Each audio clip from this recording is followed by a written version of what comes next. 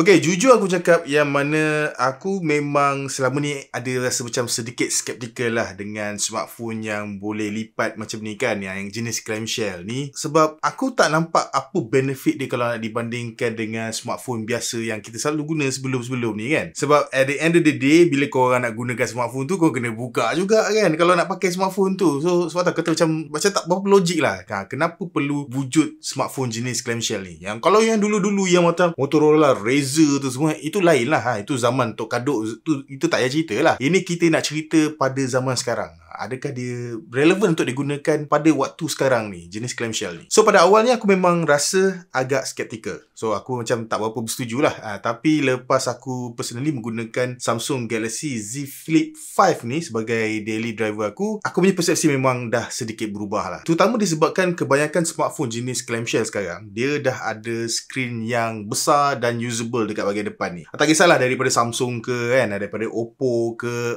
memang skrin depan makin besar makin usable. Kalau dulu memang kecil je kan, so tak apa nak ada function sangat lah. So skrin depan ni bagi aku memang sangat memainkan peranan utama, yang membuatkan aku suka dengan Samsung Galaxy Z Flip 5 kali ni. Tapi dalam masa yang sama juga aku akui yang mana smartphone jenis clamshell ni, tak kisahlah smartphone ni ke smartphone lain ke, mana-mana smartphone jenis clamshell lah, harga dia memang keras.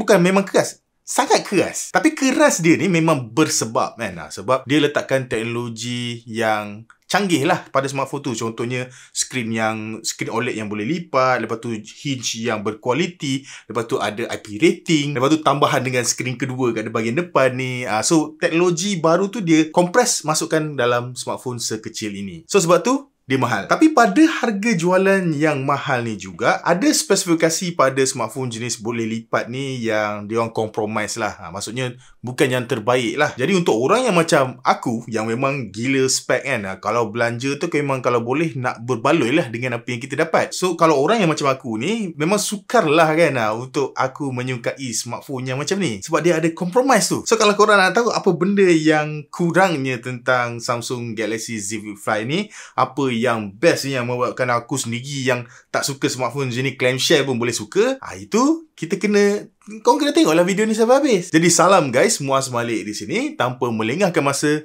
jom kita mulakan video ini. Let's go.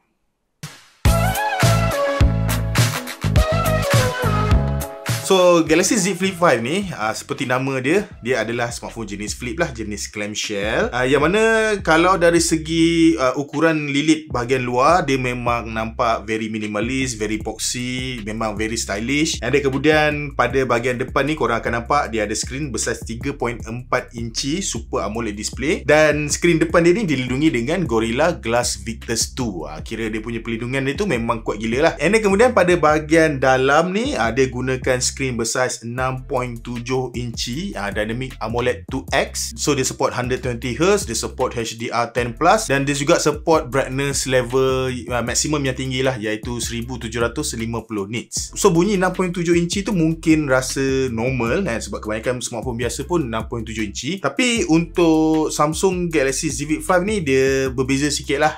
Dia punya, korang akan rasa berbeza sebab 6.7 inci dia tu, dia punya aspect ratio dia jenis memanjang ke atas. So dia runcing sikit, dia kurus sikit kan, dia tak melebar sangat, and then dia panjang ke atas. So memang terasa phone tu lebih besar lah daripada size dia yang sebenar tu. Jadi kalau sembang dari segi quality screen, kedua-dua quality screen depan belakang memang sangat bagus. Aku memang enjoy. Yelah smartphone Samsung kan. Untuk screen bahagian luar ni, aku memang tak ada banyak benda nak komplain lah kan.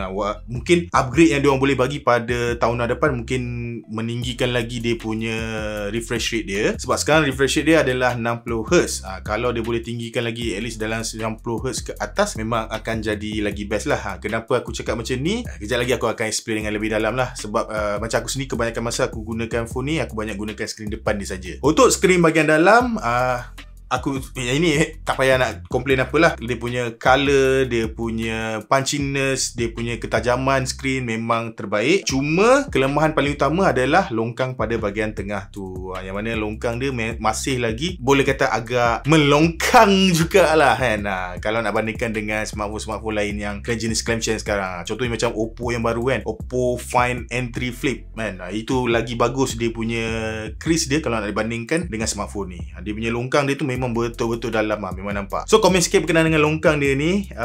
Apa pengalaman aku bila gunakan smartphone ni as daily driver kan. Obviously longkang ni aku hanya perasan waktu hari pertama je aku gunakan smartphone ni. Lepas tu memang aku dah tak berapa perasan sangat dah. Just aku faham memang longkang tu ada kan. Bila korang bergerak ke ataupun bila cari kan, memang nampak memang ada. Tapi bila dah biasa tengok hari-hari tengok, dia automatic otak kita ni, otak aku ni dia akan terus macam let it go lah kan. Sebab kita fokus pada konten yang ada pada skrin tu. So adakah benda ni satu benda yang bagus? Entah, aku pun tak tahu bagus ke tak.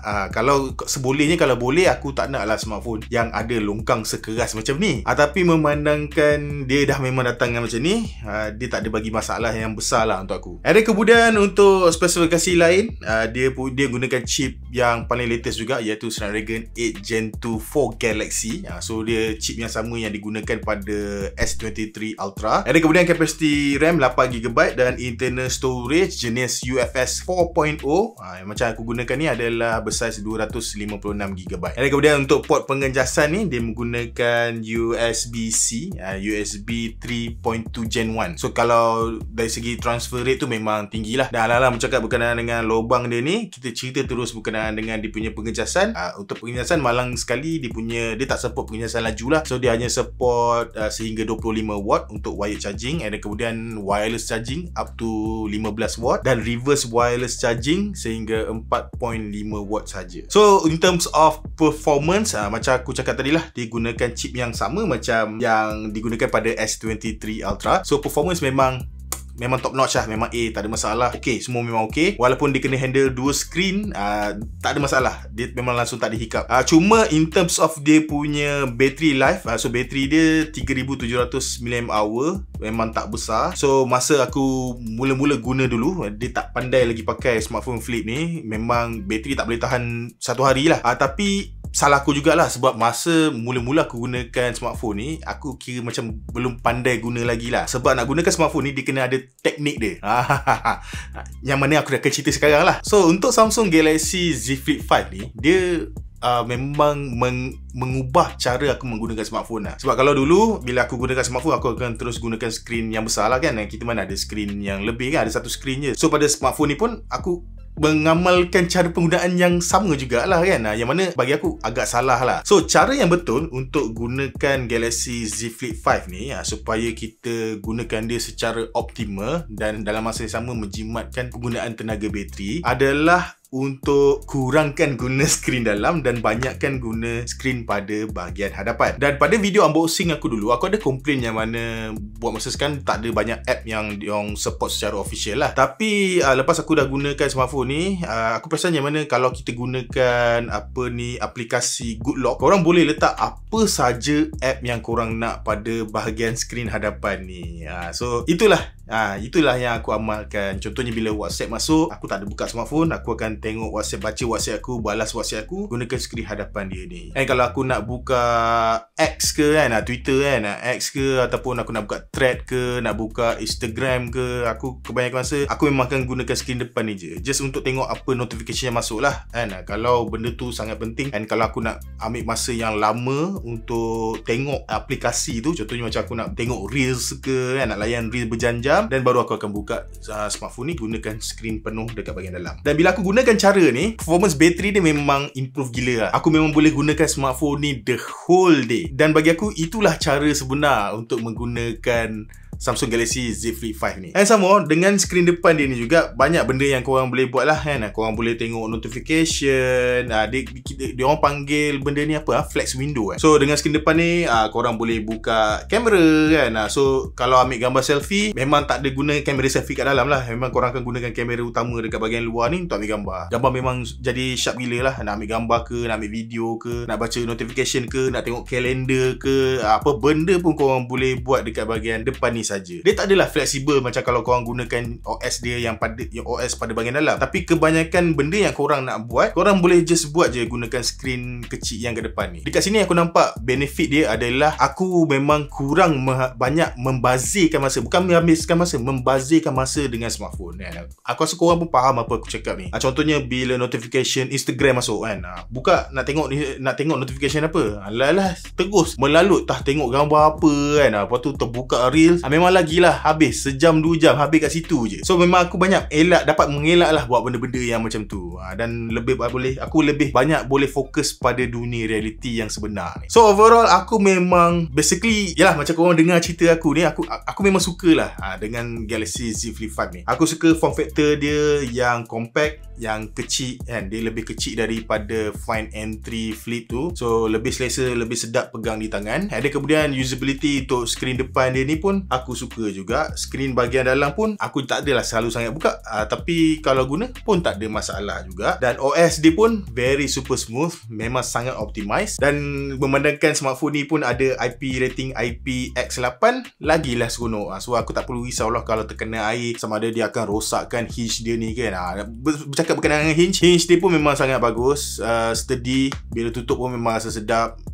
Aku tak tahu aku nak komplain apa lah berkenaan dengan build quality. Overall memang semuanya memang okey. Yang tak okey berkenaan dengan Galaxy Z Flip 5 ni, macam aku cakap tadi, pertama dia punya crease dekat bahagian dalam ni, longkang dia tu memang sangat dalam. So tu satu. Dan kemudian yang kedua, pada harga jualan yang agak keras macam aku cakap tadi tu, kelemahan paling utama dia bagi aku adalah dia punya setup kamera dia. So Samsung Galaxy Z Flip 5 ni, dia punya setup kamera ada 3. Dia ada 2 kamera dekat bahagian depan, 1 kamera dekat bahagian dalam lah. So kamera utama 12 megapiksel, kamera ultrawide 12 megapiksel, kemudian kamera selfie yang aku memang langsung tak guna, iaitu bersaiz 10 megapiksel. Untuk kamera selfie aku memang takkan nak sentuh lah kan. Aku pun tak tahu elok ke tak, sebab aku bukan jenis yang ambil gambar selfie. Yang aku nak sentuh adalah dia punya kamera utama dan kamera ultrawide dia. So untuk kamera utama 12 megapiksel bagi aku okey, 12 megapiksel masih okey. So gambar yang aku ambil gunakan kamera utama dia ni, aku tak ada banyak sangat isu dari segi ketajaman gambar. Bagi aku 12 megapiksel memang masih lagi cukup, dan hasil gambar dia memang masih lagi boleh diterima lah. Yang aku nak komplain adalah pertama, dia punya kamera ultrawide agak lemah, terutama kalau korang ambil gambar pada kawasan yang kurang cahaya. Memang korang akan dapat noise yang banyak lah, yang mana itu menunjukkan kualiti sensor yang dibagi tu kurang baik kan? Kurang mantap lah. Yang benda kedua yang aku rasa macam tak puas hati adalah dia tak ada kamera telefoto lah kan. So kalau kita nak ambil gambar yang jauh tu, bila nak zoom tu, dia akan zoom secara digital je. So tak cukup lah kan? Sebab kompetitor dia ada yang dah meletakkan kamera telefoto. So sepatutnya Samsung pun kena letakkan kamera telefoto. Sebab yalah kan, dia punya S23 Ultra ada telefoto, kenapa yang ini tak ada telefoto kan? Aku faham lah dia punya constraint dia, sebab mungkin tak ada ruang kan nak letak kan, kat celah mana nak letak kan. Dia dah ada skrin kat depan ni. Tapi itu bukannya masalah aku lah untuk fikir kan. Razer elok je kan, dia boleh buat skrin siap lalu dekat modul kamera. So pandai-pandai lah kan Samsung fikir. Maybe tahun depan dia orang boleh menambah lagi setup kamera yang lebih mantap, sensor yang lebih mantap pada siri Z Flip dia orang. So aku rasa panjang betul aku cerita. Aku rasa tu je lah perkongsian aku berkenaan dengan Z Flip 5 ni. Overall untuk orang yang macam aku, yang gila spek, aku memang seronok lah. Aku memang enjoy lah waktu aku menggunakan smartphone ni sebagai daily driver aku. Aku suka. Cuma pada bahagian kamera tu je, pada bahagian kamera tu je yang aku tak berapa nak seronok lah. Kat situ membuatkan aku memilih untuk tukar kepada phone lain yang boleh tawarkan setup kamera yang lebih banyak lah, yang lebih banyak dan yang lebih berkualiti. Tapi untuk korang yang mungkin tak berapa kisah sangat berkenaan dengan kamera, aku rasa tak ada masalah untuk korang go for Samsung Galaxy Z Flip 5 ni. Aku rasa korang memang confirm akan enjoy lah. Korang tak payah risau pasal crease tu, sebab even aku sendiri pun yang cerewet ni pun lepas satu hari aku tak tahu, dia terus automatic, terus padam orang, terus tak nampak benda tu dekat situ. Bila cari memang ada lah, tapi kalau tak cari memang tak nampak lah. Lagipun memang style lah kalau korang pegang smartphone ni kat public kan. Macam aku dah jadi macam, aku tak tahu lah, dia macam jadi habit kan. Bila pegang smartphone ni, aku duduk kan, duduk pusing-pusing macam ni kan. Macam poyo lah. Tapi di mata aku nampak macam bapak style gila kan. So itu je lah perkongsian aku berkenaan dengan Z Flip 5. Kalau korang rasa video ni best, jangan, macam biasa, jangan lupa untuk tinggalkan like dan subscribe. So kita berjumpa lagi di video yang seterusnya. Bye bye.